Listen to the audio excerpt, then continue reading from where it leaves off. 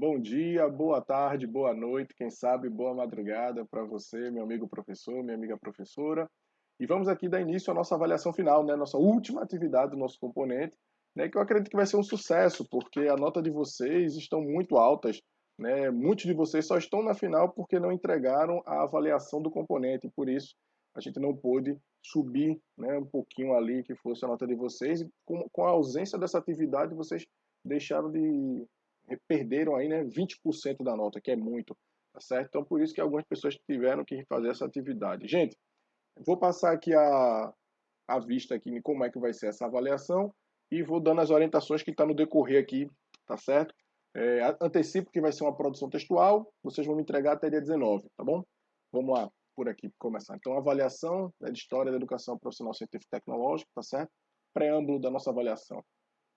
Mediante a Lei 11.892, de 29 de dezembro de 2008, que institui a Rede Federal de Educação Profissional Científica e Tecnológica e que cria também os Institutos Federais de Educação, Ciência e Tecnologia, constituiu-se uma promissora e audaciosa política pública para a educação profissional no Brasil.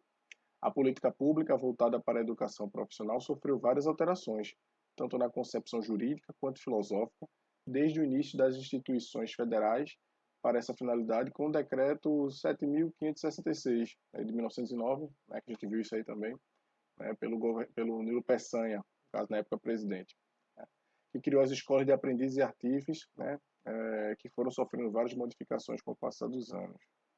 Ocorre que, até recentemente, as instituições federais destinadas a executar a política de educação profissional na esfera federal eram apenas 104 em todo o território nacional. Contudo, com a criação dos institutos federais, em menos de uma década, passou-se a ter 640 unidades em todo o Brasil. Uma expansão que levou aos mais recônditos rinchões desse país o acesso à educação pública e qualificada, como nunca antes imaginado pelas centenas de milhares de estudantes que hoje integram a comunidade dessas instituições.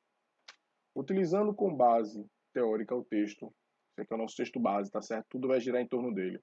Educar o trabalhador cidadão produtivo ou ser humano emancipado, de Gaudêncio Frigotti e Ciavata, elabore um texto que discuta o papel da educação profissional no contexto brasileiro, articulando com sua experiência docente, tá bom?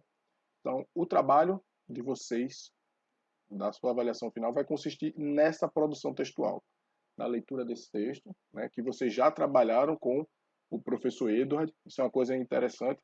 Eu e o Edward utilizamos vamos utilizar o mesmo texto para fazer a nossa avaliação final, tá certo? A gente conversou antes e acordou em utilizar um texto só, porque se caso tiver alguma pessoa que esteja nos dois componentes, essa pessoa conseguiria fazer isso de forma muito mais tranquila, tá certo? Então, a gente está usando o mesmo texto. Não estranhe se caso algum de vocês também tiver lá, tá certo?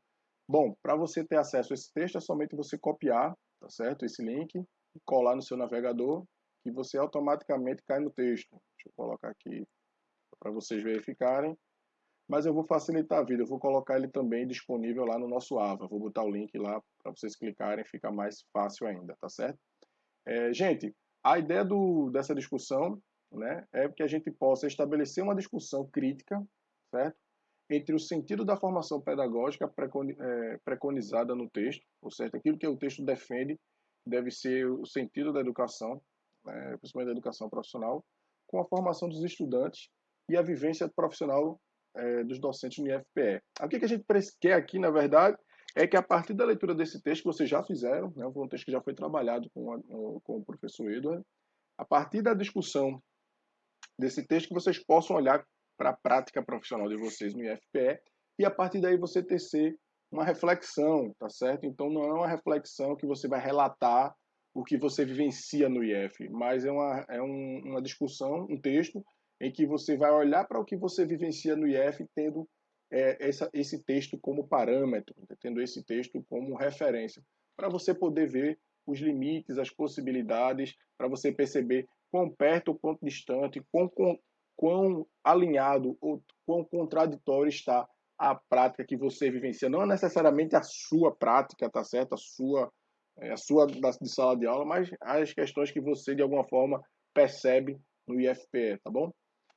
Enquanto escrita, O texto ele deve ter fonte Arial, tamanho 12, margens, né, das folhas de 2,5 por todos os lados, tá? Espaçamento 1,5. Né? O tamanho do texto é no mínimo uma e no máximo duas folhas, tá certo? Textuais.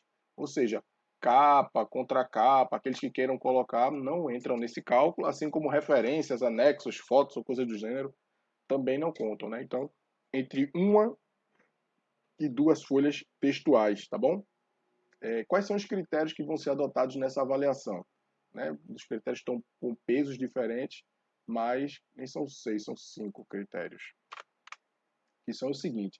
Primeiro, aplicação adequada de conceitos e categorias dos autores indicados na bibliografia, certo? Então, utilize com precisão aquilo que os autores estão discutindo no texto, que você vai ter uma vida muito tranquila, tá? Não coloque nome, palavras na boca do autor e nem baseie sua argumentação no seu entendimento. Seu entendimento é super rico e fundamental, mas é indispensável que você estabeleça nesse momento e demonstre, tá certo, sua aproximação com uma discussão muito mais antiga, muito mais estruturada, tá certo? Para que você possa entrar nesse trilho, até que seja para depois descarrilhar dele, mas para que você saiba que esse trilho existe, tá bom? O segundo, né, que é um pouco dessa minha fala, é a argumentação baseada na fundamentação teórica trabalhada. Veja, é fundamental que vocês estabeleçam, né, algum diálogo com a fundamentação teórica. Isso não significa que você tem que concordar com o que os autores dizem, mas você tem que entender o que eles dizem, tá certo? Se eles disserem alguma coisa que você discorda, você tem total liberdade para discordar, para criticar, mas você só pode fazer isso depois que você consegue apresentar com clareza aquilo que eles defendem. Dessa forma, você demonstra ter o domínio teórico, né, que lhe permite fazer essa crítica. Isso é muito bem visto, tá certo? Se também não quiser criticar, não tem problema, tá certo? Também é muito bem visto esse domínio teórico. Outro elemento é a demonstração de análise crítica sobre a realidade vivenciada. Eu presenciei alguns professores que teceram muitos comentários em algumas nas produções, muito assim fundado na sua perspectiva de mundo. E isso não é eu penso que isso tem que ser o ponto de partida, mas não pode ser o ponto de chegada. Né? A gente parte da nossa realidade, mas a gente tem que fazer essa discussão com os autores que estão trabalhando esses temas muito mais tempo que nós, para que a gente possa ter um olhar mais crítico sobre a nossa realidade. Então, quando eu falo de demonstrar análise crítica, eu não estou falando de você descrever a sua realidade e mostrar talvez quais sejam os problemas, mas que vocês entendam que aqueles problemas, aquelas questões que vocês vivenciam, elas estão articuladas com um todo histórico, com um todo político, enfim, ela não é uma situação exclusiva sua, ou uma questão que possa ser estudada ali apenas como um estudo de caso, mas é algo que muitas vezes tem uma relação, né, com outros agentes, com outros locais, com outras histórias, tá certo? Então a ideia é que você possa analisar isso tendo essa conexão, entendeu? Você olha para a sua realidade, mas vê que a sua realidade ela não está desconectada de um todo, né? Seja ele um todo histórico, um todo econômico, um todo político, tá bom? Então é o parte todo dialogando, certo? Outro elemento importante é a pertinência e articulação da conclusão com base nos argumentos dispostos. Acontece muitas vezes que o estudante vem trazendo toda uma argumentação durante o texto, mas a conclusão que ele traz muitas vezes não dialoga em nada com o que ele trabalhou antes. Então, é muito importante a existência dessa pertinência, porque as conclusões ou as considerações finais, como queira, ela meio que faz o arremate do seu texto, né? Então, não adianta você passar o jogo todinho torcendo para um time e concluir no final dizendo que o outro queria que ganhasse, né? Isso, fazendo uma alegoria, seria mais ou menos isso, tá bom? E por fim, a qualidade na redação, né, a organização textual, fiquem atentos porque às vezes se coloca muita ideia num parágrafo curto, tá certo? Não fica entendível, tá? Não dá para gente entender exatamente o que é que a pessoa está dizendo ali, acaba confundindo uma coisa com outra. Então, esses seriam os elementos, tá certo, gente, que vão ser avaliados na prova de vocês. Então, passando aqui a limpo, aplicação adequada de conceitos, argumentação baseada na fundamentação teórica, demonstração de análise crítica sobre a realidade vivenciada, pertinência e articulação da conclusão com os argumentos dispostos e qualidade da redação, tá certo? Seriam os 5 itens que são considerados aí na nossa avaliação.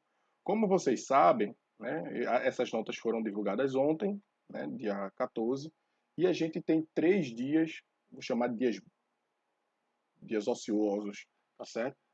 Como a gente está na avaliação final e a gente aqui segue o mesmo roteiro da organização acadêmica, né? Por mais que a gente esteja do outro lado nesse momento, então a gente precisa deixar 3 dias sem atividades, então os dias 15, 16 e 17 serão dias que não teremos atividade, tá certo? E a avaliação da gente eu estaria aplicando dia 18, tá?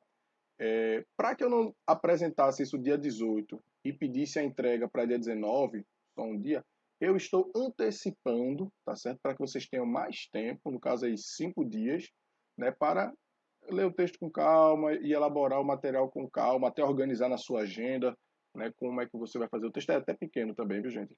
Tivemos essa preocupação. Então, assim, eu não estou passando para você a atividade agora com esse para você entregar. O correto seria eu mandar dia 18 para você me entregar dia 19. Mas em função, estou antecipando, e como é uma questão, uma produção, não vejo problema, por orientação da própria tutoras também, a gente está antecipando a informação, né, disponibilizando já agora, mas já dizendo a vocês que a data de entrega, gente, é assim, inegociável para esse material é dia 19, sábado, tá certo? E aí as tutoras terão dia 21 e 22 para fazer as correções, tá certo? E dia 23, ou até antes, né, dependendo de quando chegarem para mim as informações, eu já vou estar lançando no sistema, mas até dia 23 a gente já tem todo mundo o resultado, tá certo? E aí, pessoal, é importante uma coisa, o resultado da nota de vocês, né, para aqueles que ainda estão um pouco perdidos aí no sistema, vocês veem lá uma mensagem que eu mandei no AVA de como vocês acessam, né, a sua nota para entender exatamente o que aconteceu, ou então você vai diretamente no que é acadêmico, mas quando for no que é acadêmico não é para usar seu login de professor, mas seu login de docente, de estudante, tá certo? Que é o que vocês estão matriculados aqui, tá bom, pessoal? Então essas são as orientações, gente, para a nossa avaliação. Queria lhes pedir, lhes desejar sorte, apesar que eu sei que não precisa de sorte quem tem competência, sei que vocês são competentes demais, tá bom? Fico à disposição, qualquer dúvida, por favor, ou e-mail ou lá no AVA, que a gente está aqui para esclarecer, tá bom? Um forte. Eu vou fazer melhor. Não, fica assim, qualquer coisa, se precisar, eu lanço a informação para os demais cursistas que ficaram aí com. Bom, tá bom, pessoal? Então, qualquer dúvida, estamos aí à disposição. Só entrar em contato conosco que a gente vai lhes auxiliando, tá bom, gente? Um forte abraço e até dia 19. Tchau, tchau. É só mandar, viu? Ah, pessoal, eu acabei esquecendo de um detalhe, né? O envio da atividade vocês vão fazer não é por e-mail não, tá? Aqui no próprio AVA, tá? Você vai vir aqui, ó, envio de atividades, certo? E você vai anexar, porque a minha tela é diferente da de vocês, mas você vai anexar o seu trabalho aí, que nem você fez anteriormente, tá certo? E nos enviar da mesma forma, tá? Não vai mandar por e-mail, tal, coisa do gênero. Qualquer problema, gente, por favor, informe para nós, tá? Então, pessoal, é isso. Desejo a todos uma boa sorte, um bom trabalho e até dia 19. Tchau, tchau.